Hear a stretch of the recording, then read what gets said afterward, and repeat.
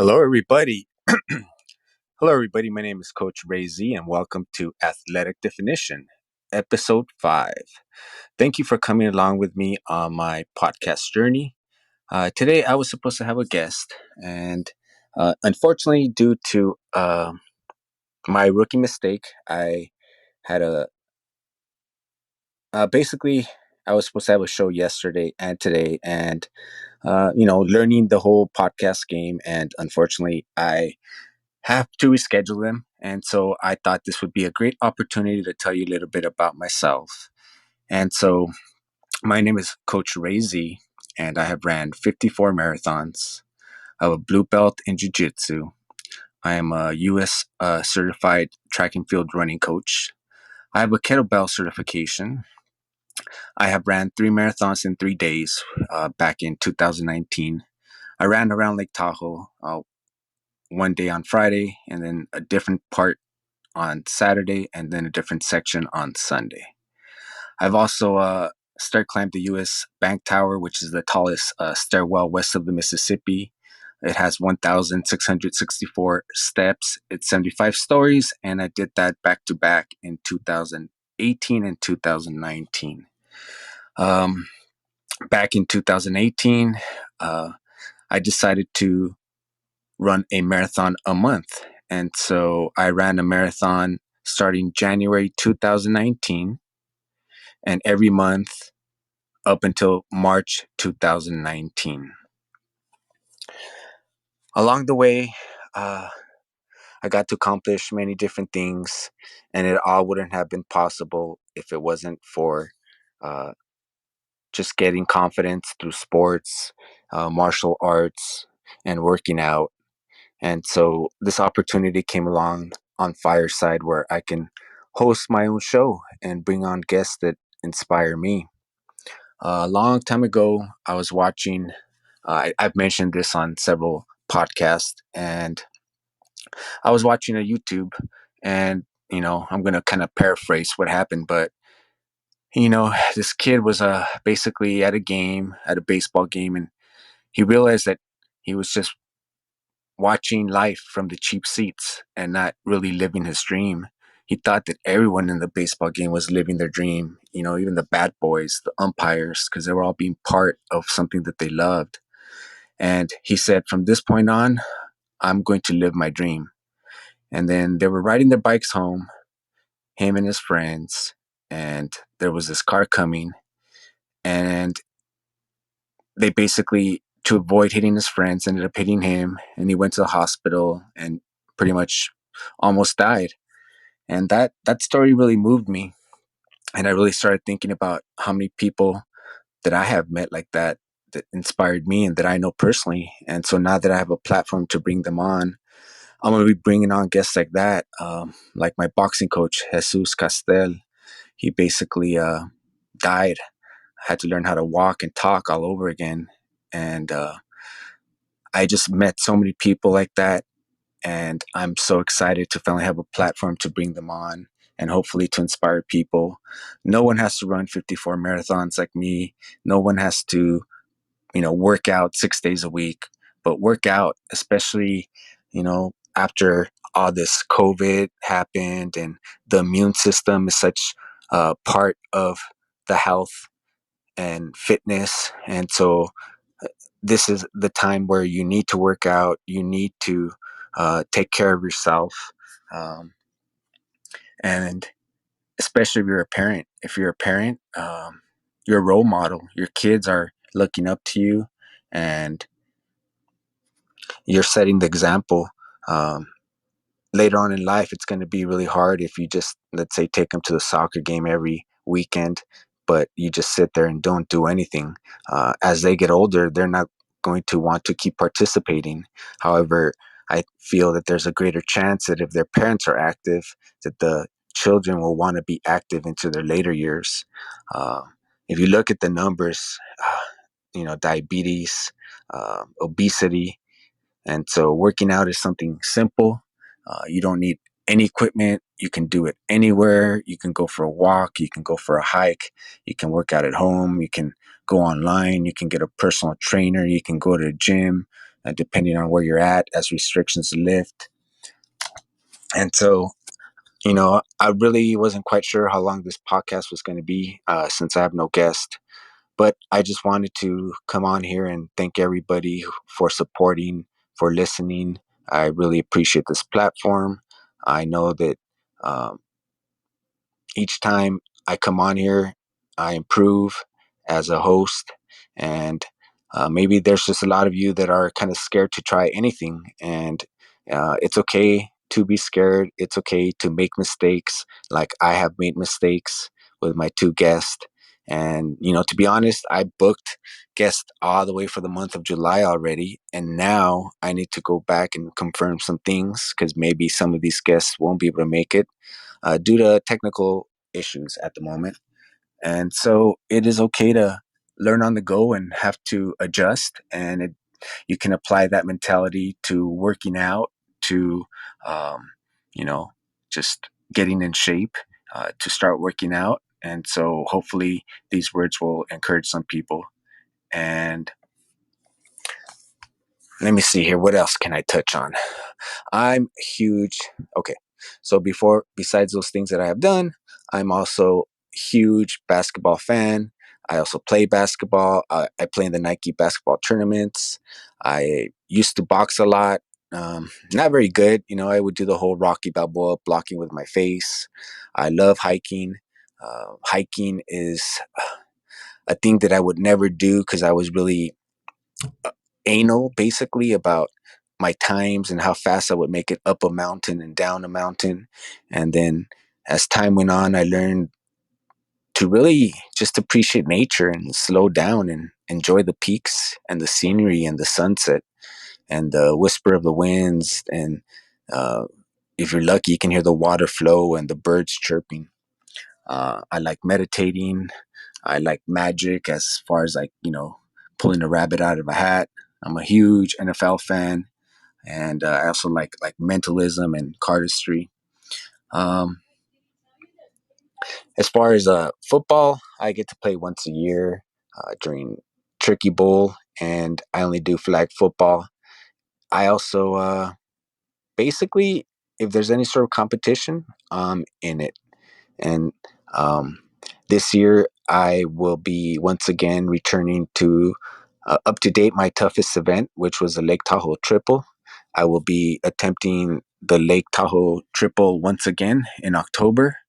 And to be honest, it was the toughest thing I've ever done. I had never had a panic attack up until the morning of running my first Lake Tahoe Triple. And, mind you, up to this point, I already had completed, I don't know, maybe over 45 plus marathons. Yet I just had so much self doubt. And I showed up. And once I completed the first one, I knew I had it. My confidence grew. And I also feel that I got accustomed to that elevation because each day my time improved. And um, that was 2 years ago in 2019. So this year, even though it's 2 years later, I feel that I'm stronger. This year, I'm coming with a bunch of new mental mind training that I have doing that I will be bringing on guests to let you know a little bit more about that. I also train under Ben Patrick, Knees Over Toes, which is the ETG system. And, basically, I've always been a shit athlete. And with this, I'm going to prove that this system works and that anybody can become a super athlete. Really doesn't matter at what time or what phase of their life. And I'm also trying to bring on a bunch of my ATG fellow coaches on here. They have so much wealth of knowledge and just a variety of guests, everything from basketball to football to um, any sort of sport internationally, as long as it's physical activity, something that moves me. And if it moves me, I know it'll move you. And so, um, once again, thank you for all the support, everyone listening in. Um, I was hoping maybe I would get some audience participation, and maybe they could ask some questions if they wanted to.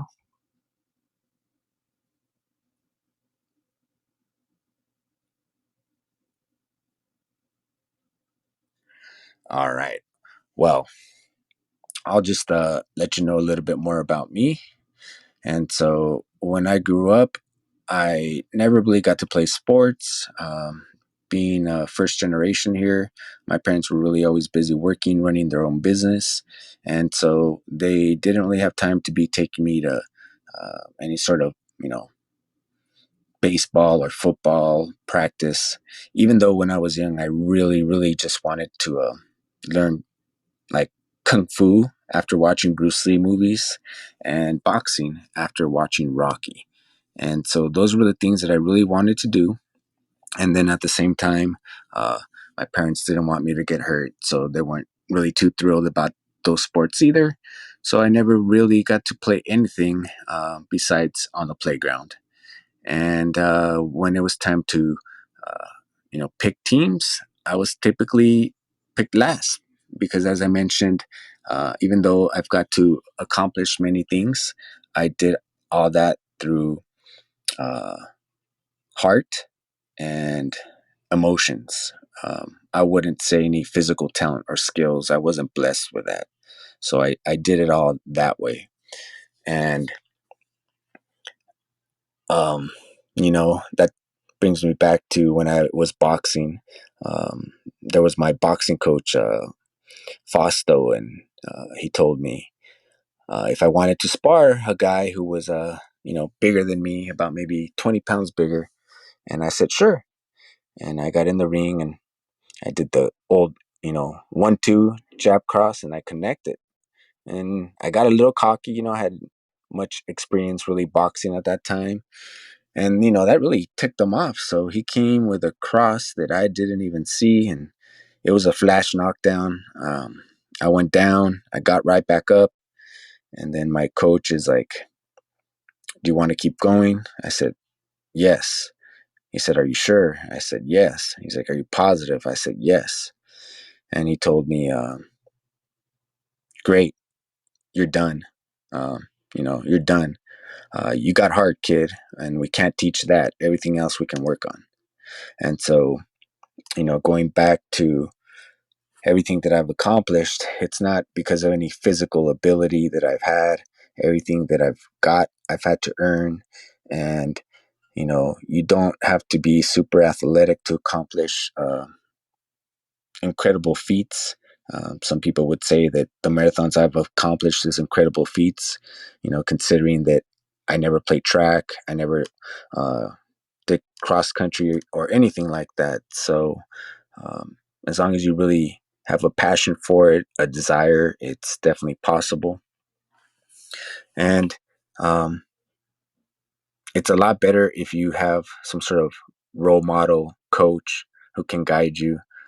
I know I learned everything through mistakes. And as I mentioned, it was emotional for me. And so I needed to go through that. Maybe if I would have learned the proper way, I wouldn't have gone through as much pain, like physically from, not knowing what to do. But then that wouldn't have conquered my inner demons that I was trying to deal with at the time. And so through physical fitness, through working out, that has just been like my mental sanity. In jujitsu, there's a big meme that goes around. It says, "Jujitsu saved my life," and um, jujitsu didn't save my life, but working out, physical fitness saved my life, just in general. And I feel that just most people are willing to accept what's given to them, because it's hard to. Um, it can be hard at times to change uh, the the difficult hand that has been dealt to you. But to me, it's always about, you know some of the things that I've learned, like for example, marathoning, is the way you present things to yourself, like, you ran 13 miles and there's another 13 miles to go. You could say, man, I have 13 more miles to run. Or you could say, I only have 13 more miles to run. And so the perspective, the way you say it to your mind, so that when you talk, you talk to yourself as a winner and not so much as a victim, and it's all in the way you frame your thoughts, especially when you hit the wall. You're going to be questioning everything, and even as you're training, you're going to be like, why am I doing this? Why am I running? Why am I training? My friends are at home resting. I could be with my girlfriend. I could be with my boyfriend, and I could be hanging out with my family. I could be eating whatever I want. There's a lot of things that you'll give up um, to accomplish your goals, and there's a lot of things that people won't support you along the way, and that's okay. When I first ran my first marathon, my family bet against me. Some of them, they made bets to see if I would finish, um, and so it's okay if people don't support you, and even people that are close to you. Uh, you really just have to do it for yourself. Um, and I know a lot of people think that, oh, this guy, it just comes easy to him. But when I ran my first marathon, I couldn't walk right for a month after. I did not train. I did not know what I was doing. And so I had to just learn the hard way. And I got beat up a lot in boxing, and I got choked out a lot in jiu-jitsu, and I got beat many times playing basketball. And through all that adversity, um, I got better. And that's one thing that now to this date, it sounds corny. It's it's the journey, not the destination, and I really think it's true. Rocky, all the Rockies are some of my favorite movies, or basically is my favorite movie. And uh, when you look at it, it's kind of hard to decide: is it the training scene that's better, or is it the final fight scene? Because the training scene is basically the journey, and then the fight scene is, the destination. And they can both be a moment of bliss, um, but usually you don't enjoy the moment of bliss of the journey till you reach your destination. And so, one thing that I've learned is to really enjoy the journey, even the difficult things. And so, once again, thank you so much for listening. Thank you so much for supporting the show. The reason why I called the show Athletic Definition is because everyone has their own opinion of what an athlete is. And I have been told, you're not a runner because blah, blah, blah. Or you're not a jiu-jitsu guy because you do this. Or you're not this because blah, blah, blah. And everybody has their definition of what an athlete is. And that's great.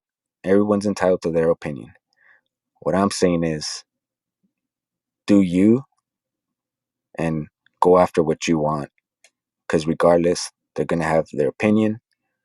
You are an athlete, and you define yourself. And thank you, everybody, for joining. Once again, thank you for the support. I have tons of great guests coming. And once again, this is all a learning experience for me. So thank you for coming along the journey. Everyone have a great weekend. Happy 4th of July. Thank you for tuning in.